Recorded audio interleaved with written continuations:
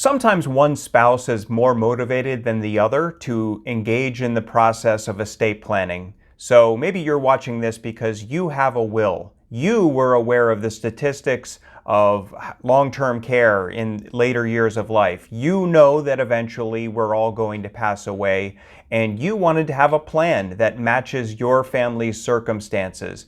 Meanwhile, you're worried that your spouse does not have even a will, much less a power of attorney. And you want to know what happens if your spouse passes away without a will. I'm Patrick Cawley with Keystone Elder Law in Mechanicsburg, Pennsylvania. And it's helpful to first start with what the will is even doing. So the will distributes property that you hold in your name only. So if you and your spouse, the one who doesn't have a will, if you and your spouse own your house together, both names are on the deed. If your bank accounts are jointly owned, if everything you own is jointly held together, and don't worry about cars being separately titled, that's another story. But if you own everything together and your spouse passes away without a will, it's not really a big deal because there's very little that has to be done to settle that estate. As the joint owner who is the surviving owner, you now own everything. So let's set that aside. What happens if your spouse who does not have a will actually has bank accounts in his or her name? What happens if they own real estate? What happens if they own stocks or have brokerage accounts or things like that? Well, then the state has a plan for your spouse because your spouse did not make a plan of his or her own by making a will or a trust.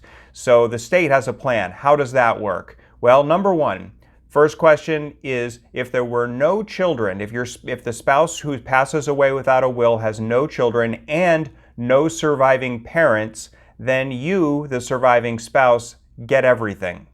Number two, if your spouse had no children but there is a surviving parent, then you, the surviving spouse, get $30,000 plus half of everything else in the estate.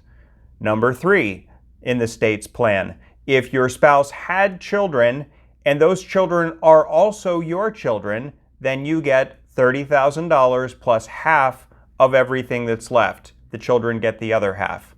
Finally, if there are surviving children, but let's say at least one of those children is not also your child, you get half, period. So you can see that the state had to come up with some sort of plan for the distribution of property when somebody passes away without a will, without their own plan. So the state has this backup plan in place, and that's generally how it works. So if your spouse passes away without a will and owns property separate from you, that's the plan that will work. If you have any questions about this, please reach out to us at KeystoneElderLaw.com, and we'd be happy to meet with you, talk through your family circumstances, and come up with a plan.